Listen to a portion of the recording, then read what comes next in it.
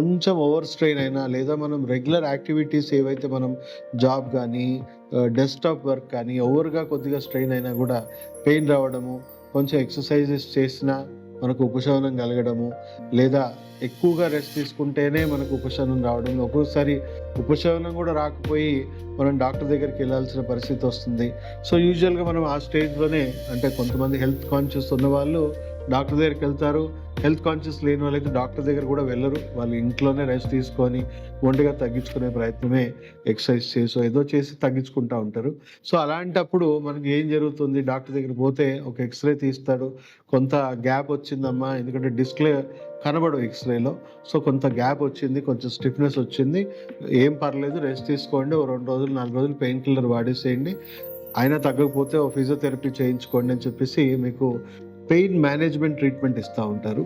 And అలాగే కన్సిస్టెంట్గా ఇలాగే డీజనరేట్ అయ్యి, ఇప్పుడు మనం లక్షణాలకే వైద్యం ఇచ్చాము, సో కాబట్టి ఇది ఇంకా డీజనరేషన్ అయ్యి మనకి ఇంకా హెవీగా స్టిఫ్నెస్ క్రియేట్ అయ్యి కర్వేచర్లో కూడా కొంతవరకు డిఫెక్ట్స్ రావడము, లేదా డిస్క్ కొద్దిగా ఎక్కువగా ఎక్స్ట్రీమ్గా ప్రోట్రూడ్ అవ్వడం. మనం డిస్క్ చూసుకుంటే ఇది ఇప్పుడు మన వెన్నుపూసలో ఒక్క సెగ్మెంట్ మాత్రమే. సో దీంట్లో డిస్క్ చూడొచ్చు, ఇక్కడ నరం చూడొచ్చు. సో మన బ్రెయిన్ నుంచి కంప్లీట్గా నర్వస్ సిస్టమ్ అంతా కూడా వెన్నుపూస ద్వారా పాస్ అవుతుంది.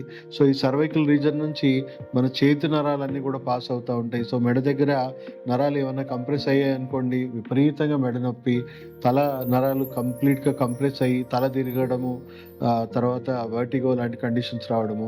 సో మెల్లమెల్లగా చేతి నరాలన్నీ కూడా బాగా ప్రెస్ అయ్యి చేతి తిమ్మిర్లు ఎక్కేయడము, చేతుల్లో మంటలు రావడము, రేడియేటింగ్ పెయిన్స్ భుజాల్లో రావడము అలా జరుగుతూ ఉంటుంది. అదే మధ్య భాగంలో డీజనరేషన్స్ అయ్యాయి అనుకోండి, ఈపు భాగంలో బాగా క్రాంప్స్ రావడము, పెయిన్స్ రావడము, రేడియేటింగ్ పెయిన్స్ రావడము, లంబార్ రీజన్లో లోవర్ బ్యాక్లో వచ్చిందనుకోండి కంప్లీట్గా మనకి సివియర్గా బ్యాక్ పెయిన్స్ రావడము. అండ్ కాళ్ళకు సంబంధించిన నరాలన్నీ ఇక్కడ నుంచే పారుతూ ఉంటాయి కాబట్టి కాళ్ళలో రేడియేటింగ్ పెయిన్స్, మంటలు, బర్నింగ్ సెన్సేషన్స్ ఇలాంటివి వస్తూ ఉంటాయి. సో ఆల్మోస్ట్ 4th స్టేజ్లో చాలా తీవ్రంగా సిమ్టమ్స్ ఉంటాయి కాబట్టి డాక్టర్ దగ్గరికి వెళ్తాము. కొంచెం హెవీగా పెయిన్ కిల్లర్స్, ఈ మధ్య అనస్థీషియా ఇంజెక్షన్స్ కూడా ఇచ్చేస్తున్నారు పెయిన్ మేనేజ్మెంట్కి. సో మేనేజ్మెంట్ ట్రీట్మెంటే జరుగుతుంది. సో 4th స్టేజ్లో కొంతమందికి సర్జరీ సజెస్ట్ చేస్తారు, కొంతమందికి చేయరు.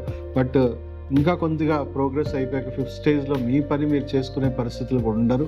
హెవీ పెయిన్స్కి మీరు బెడ్ రిడన్కి అయినా కూడా మీకు విపరీతంగా నొప్పులు అలాగే కొనసాగుతూ ఉంటాయి.